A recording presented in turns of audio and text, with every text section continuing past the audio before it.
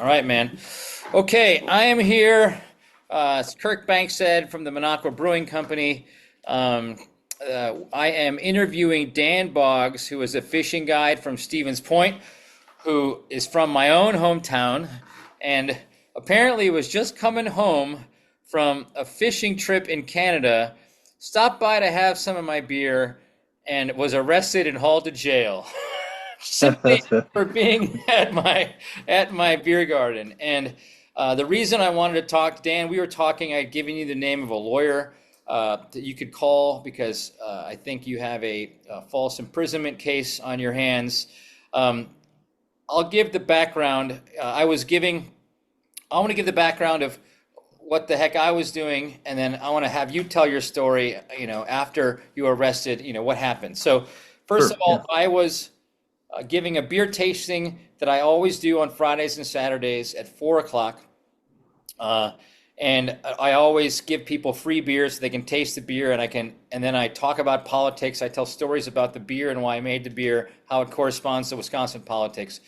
And then ultimately, something that doesn't usually happen very often is the owner of the Lakeland Times, Greg Walker, which he walked out of his building during my speech, and he seldom does that. And I often refer to him in my stories because I believe that he is part of the reason that Oneida County is corrupt and that is kind of coming down hard on my company. So I showed everybody that there he was, and a lot of the people in my crowd started booing him. He pulls out a phone, he starts calling somebody, and then within minutes there are police arriving around my place. So that's the background from what I can tell you what happened to me, but that's not why we're here today, and I've already mentioned that a lot. I wanted to have kind of Dan tell you the story of how you ended up in my bar that night and what happened to you. Sure. Yeah, like you brought up, I was coming home from Canada. I had spent a week up there fishing for muskie. Had a great trip.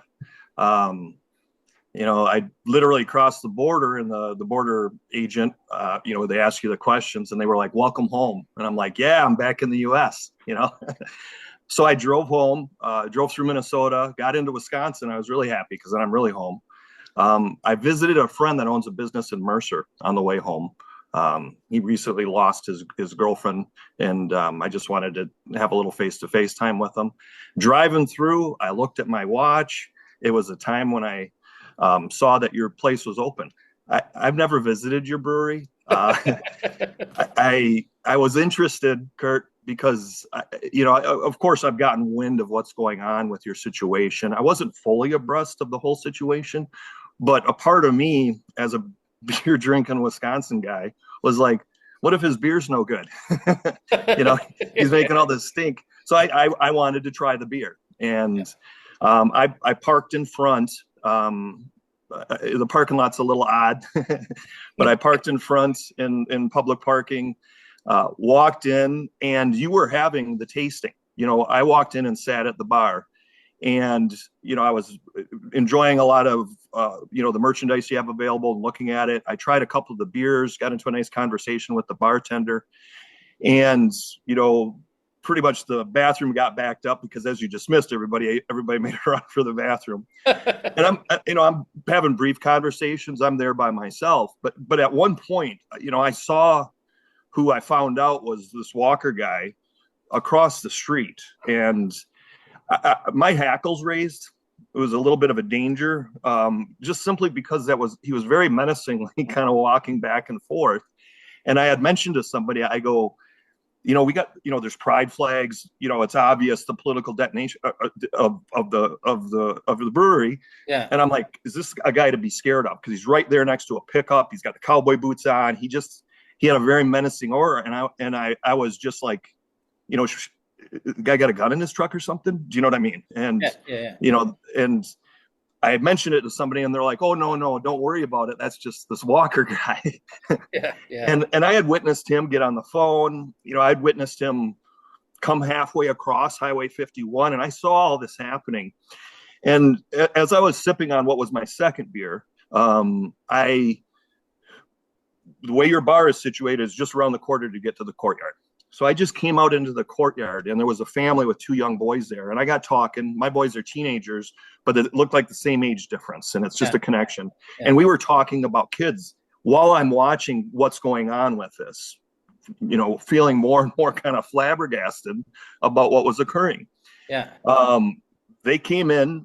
At one point, I came back into the brewery, and it was as the cops had all come up in mass, right? And one of the Minocqua PD police officers came up to us, all the patrons that were in the bar, and says, "You guys are hereby all detained. We are conducting an investigation." So we, I generally listen to the cops. So we just sat there.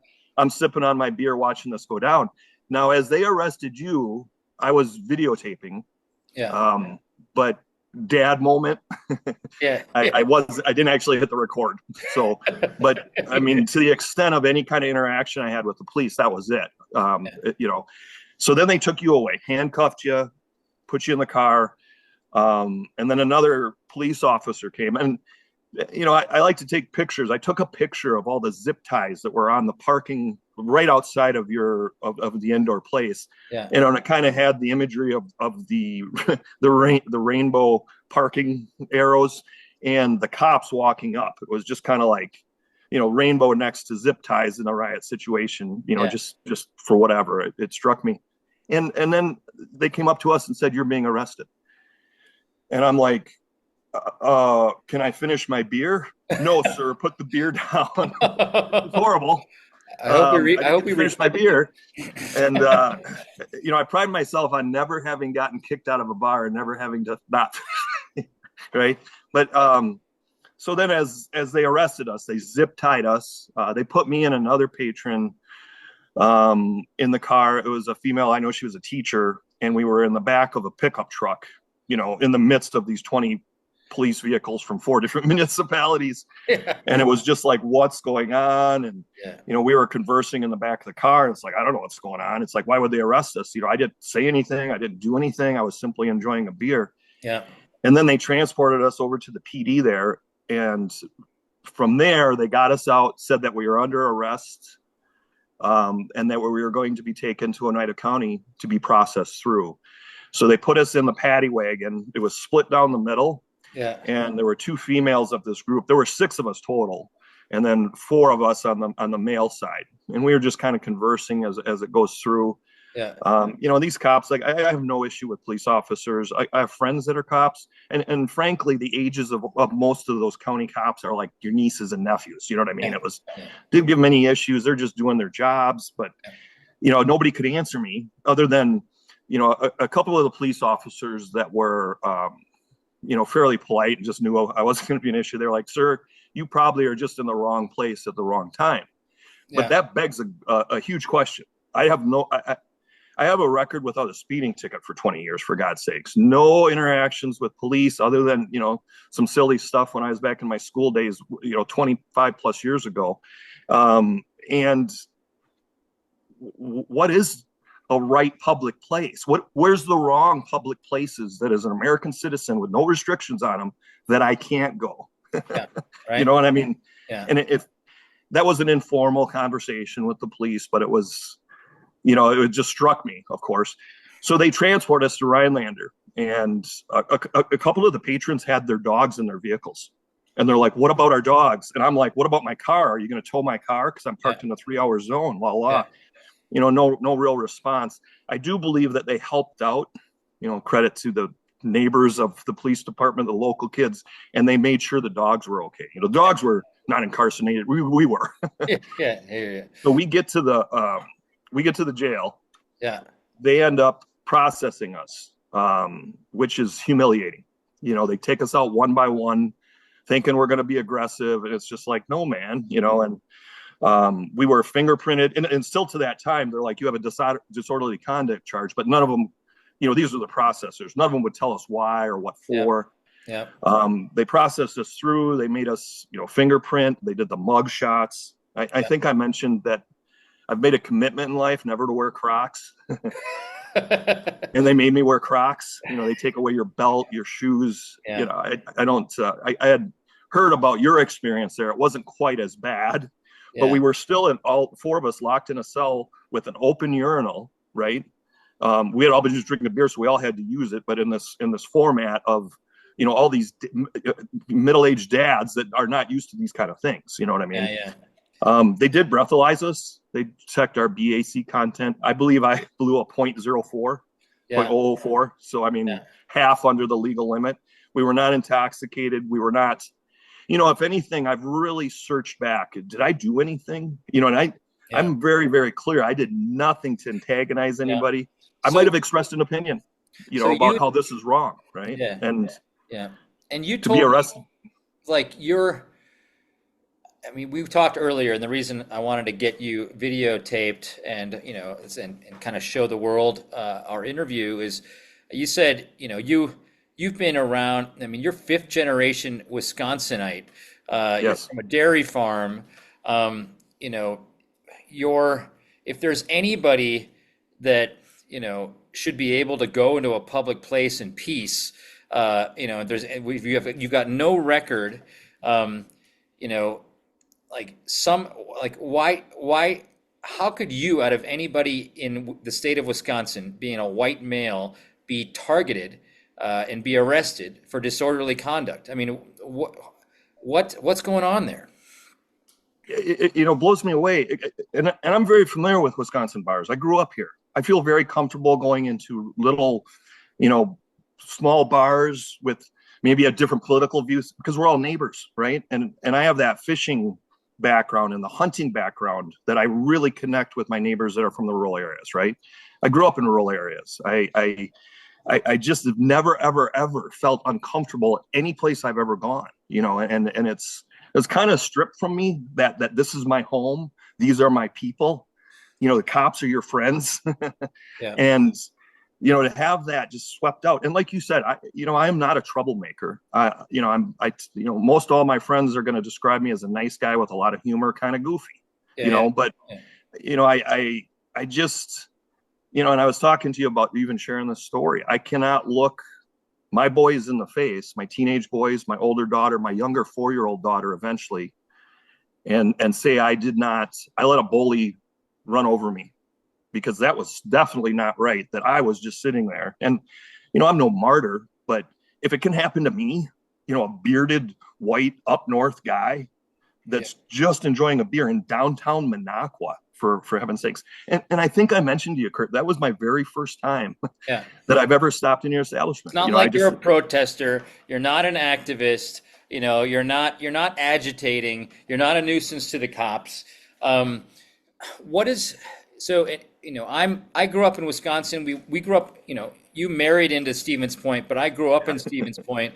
I am a Wisconsinite through and through, and I grew up in almost an all-white area, Stevens Point, Wisconsin. So I never was raised to be afraid of the cops, and I never cared about politics growing up. But right now, because I live in Minocqua, and I have my own story of having to just battle politics in order just to be able to run my business. I don't feel like this is the Wisconsin that I grew up in anymore, because I feel like we're fighting all the time, and to the point now where we're white cops that are probably not raised within an hour of where I was raised are now arresting me and throwing me in jail because for no real reason. I mean, what do you think? How does your sense of Wisconsin, has it changed? By this experience? There's always when I was raised, we were raised to fear Milwaukee cops, right? And then the conversation was had with you as a kid: don't mess with them. These guys got a lot of stress. Be cool. Yeah. And I even raised my kids that way. Rural cops, are like, we had an incident with my brother where we had a cop stop by, and this was what we were up to. And it wasn't even a complaint. And we were laughing with him because I guarantee he has uncles like my brother and I, right? And you always had that camaraderie. Yeah. Guys, I can pull out my Wisconsin accent really quickly. Yeah. You know what I mean? And and I speak that language, and I speak Madison language, and I just, it's my home, my wife laughs at me because when I do go and visit my relatives back in the southwest part of the state, I come back with that real Norwegian yahe, you know what I mean? Yeah. So it's like I get along with everybody. I really do. And I've felt comfortable everywhere. But when you have these cops that are obviously, to me, being directed by somebody, they didn't want to be there. They were telling us that we have much better things to do. In fact, I think there was a major accident between Rhinelander and Minocqua that they needed to respond to, but they were all tied up. And for me, I saw that Walker guy make the telephone call. And then how much power does one guy have where you have 4 municipalities show up? Yeah. Now, one thing I wanted to add is the cops kept saying, we have to take this serious because there's been death threats. And I literally said, I go, nobody was threatening my life. You know what I mean? I wasn't concerned with that guy, but just talking to the other, the bartender, she was like, no, that's what's going on. I'm like, oh, okay. And do you know how many different events I've witnessed at bars with fights or arguments or somebody getting thrown out? And it's kind of part of the entertainment value in some sense. You go to bars not just to enjoy beer, but to enjoy that social interaction and just to see people be silly or whatever, right? Make you feel better about not being that drunk or what have you. So I was observing and at no time up until they really put the cuffs on me did I feel that I was in any danger to not make it home to my family that night. Yeah. I had seen my family for 7 days, stopped for a quick bite and a couple of beers, and was going to do that final leg back to home. Yeah. And my wife, my kids, they were really, they take your phone, so there's no way for me to tell them. Yeah. They were calling repeatedly the Oneida County and the Rhinelander, and then finally one of the guys said, "Yes, your husband is here." And she didn't know if I had been in an accident or anything. My wife didn't think I did anything wrong because I don't. I'm a very law-abiding citizen. I drive too slow on Highway 51. I actually just go like 3 over the speed limit because I usually got a boat. And the fibs don't like you very much, man. Well, and even fibs, man, I consider them my Illinois brothers. They just, it's our job as the host of Wisconsin to put them on Wisconsin time. They're just still on Illinois time. It's our job. So many good friends from that area. Come on, guys, slow down. It's like, don't worry about it. They're like, oh, my cell phone doesn't work. Yeah, isn't that great? Yeah, man. But it's from that standpoint of comfort, and I've been really processing this through. It just happened Friday, and so it's like, you kind of dismiss it. Oh, it's not that big a deal. The more friends I talk to, and frankly, friends on either side of the political aisle, right? Yeah. And I share with them what happened, and I joke about it. I'm like, if they're going to arrest people for simply drinking a beer at a downtown pub, they're going to need a much, much larger law enforcement. And I don't think we have the budget for this. And where's the Tavern League, right? I mean, they come into an establishment that serves beers and arrest people to, frankly, in my opinion, to intimidate you from, whatever you're speaking. And you and I believe align in different areas, but not all. It's not about that. I'm about political conversation. I'm about conversation with neighbors. I'm about seeing what's up and what's going on in our state, in our country. Do you think? So I agree. I don't think we needed over 7 squad cars, potentially 20 squad cars. 20 police officers.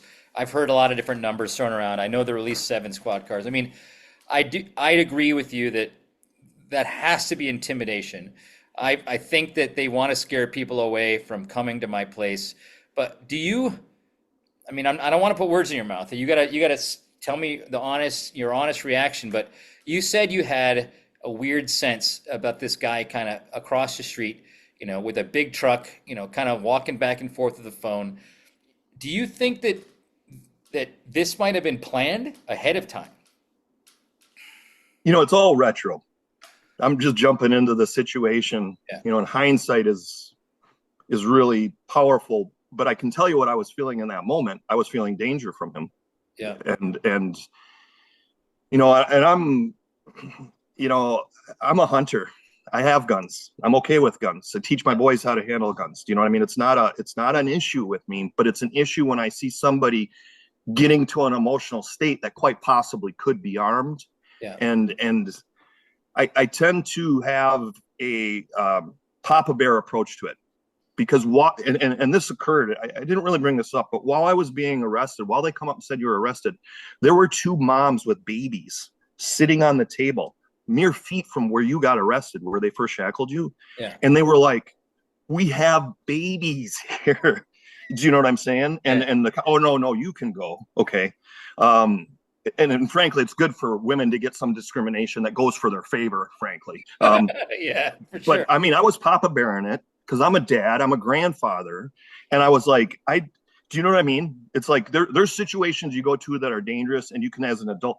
But when there are young people around, when there's children around, when there's just families around, Yeah. and you have somebody being menacing like that. So I was, my instincts and my hackles were raised. It was very much like kind of an aware thing. Now, from the standpoint of seeing him, what I feel was antagonizing you.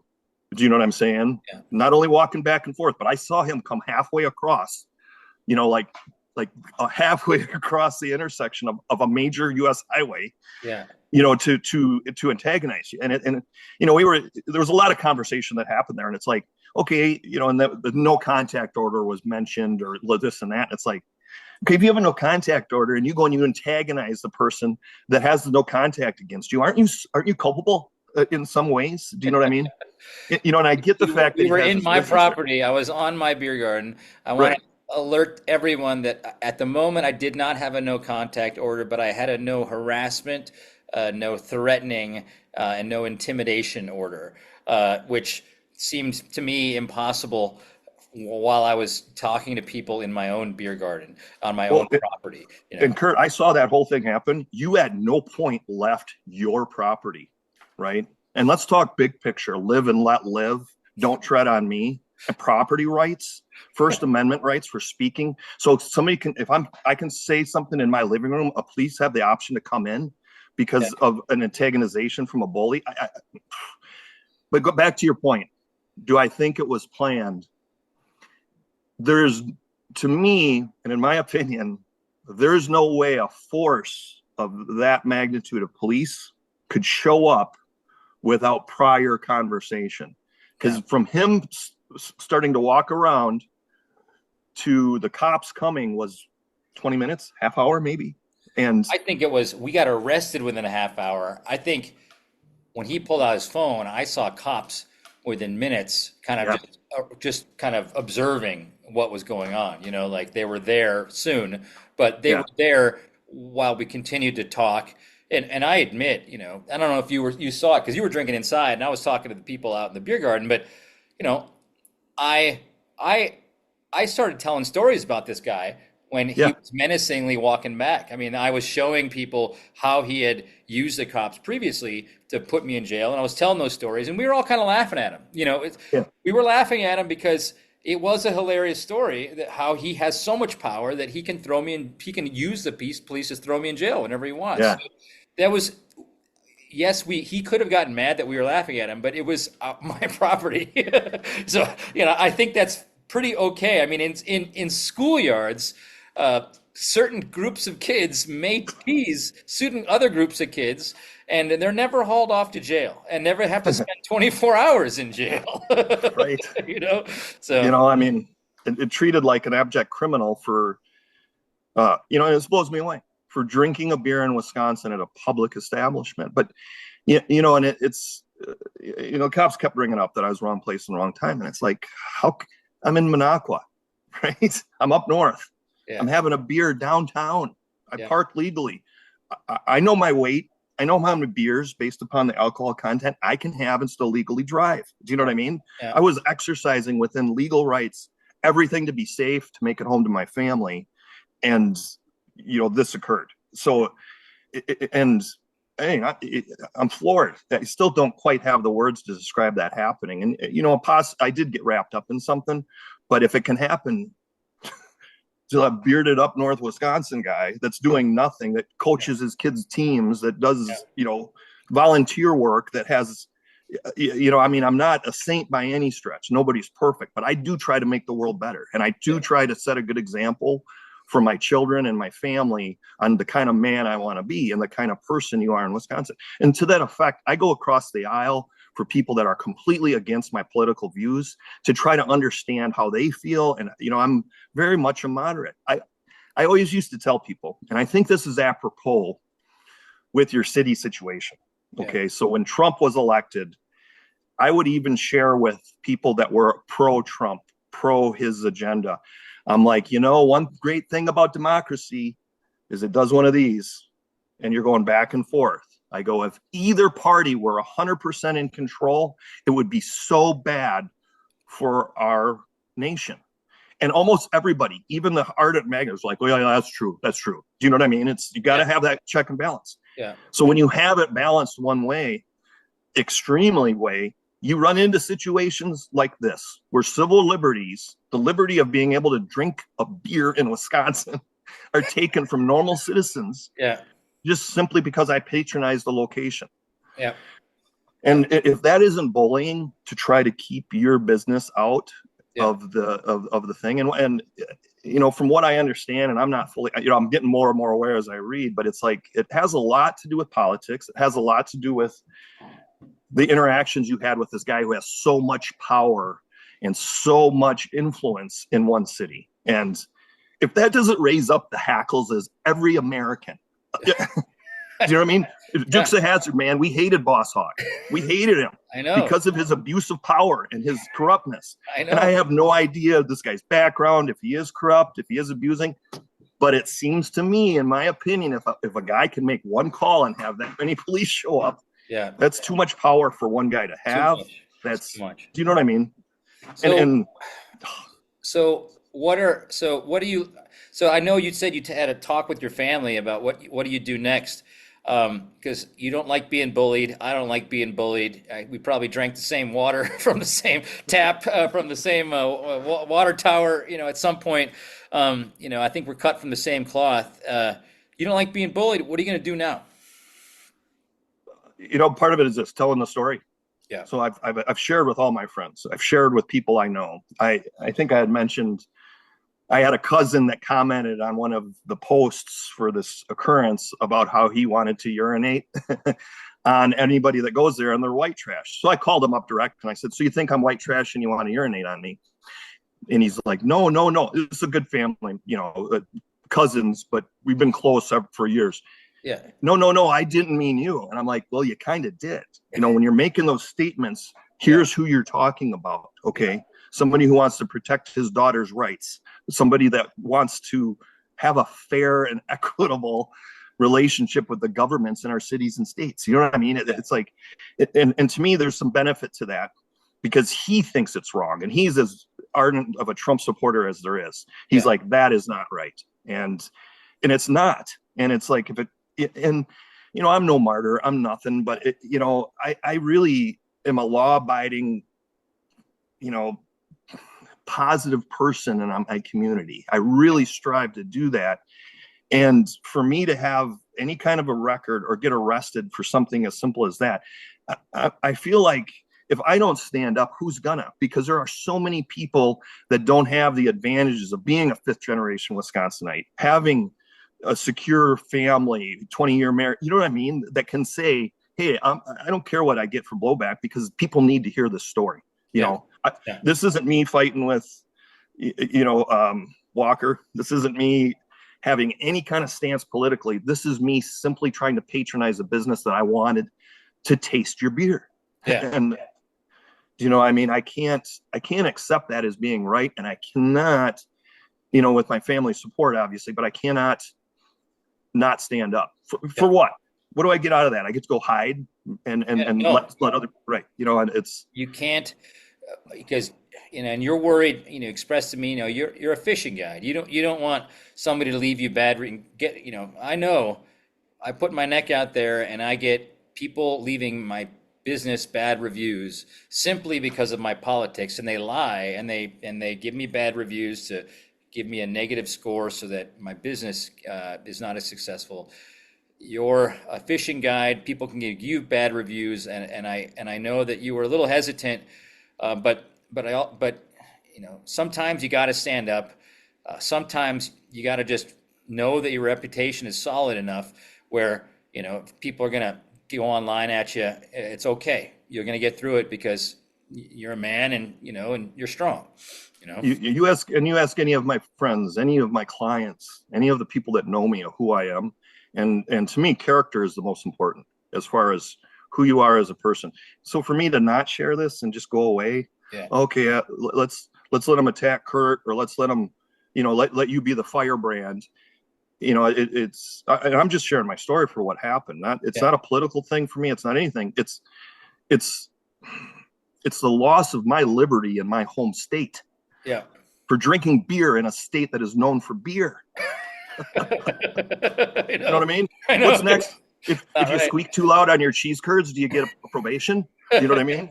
I know. It was heavy-handed. So Dan, I think we don't need to belabor this, but I'm really happy that you got on the Zoom here with me and you shared your story. What I'm hoping this does is just shows people that we have to get back to a place where people are treated fairly by our government, and we have to be where we care about each other, and we're nicer to each other. And obviously, I'm a big fighter, but I didn't start out that way. I've only been fighting because I've been fighting for my rights, and this is the reason I brought you on here today. Is that people don't want to hear from me constantly. They need to hear from other people that have been washed up in my own fight, not because you wanted to be, but you've been washed up in it, and you've seen it now that things aren't fair, and they should be more fair, and government should treat us all fairly. So I appreciate you coming and giving us your story, Dan. Yeah, and absolutely. And by the way, I stopped there to taste the beer. I thought your IPA was excellent. The hazy one was good, but I really and I can't remember the name because there were quite a bit of events that happened, so I couldn't even buy a to-go six-pack. So There's a lot going on that night for sure. right, and I appreciate that. I think you'll probably refill my beer I lost. That they would let me at some point. I think you might get beer for life, man. You just say, I'm the guy that got cuffed at Bankstead's bar. All right. Yeah, Thanks so much, Dan. I really absolutely, Kurt. I appreciate what you're up to, and thanks for having me on. So, right. Take care, my friend. See ya. bye.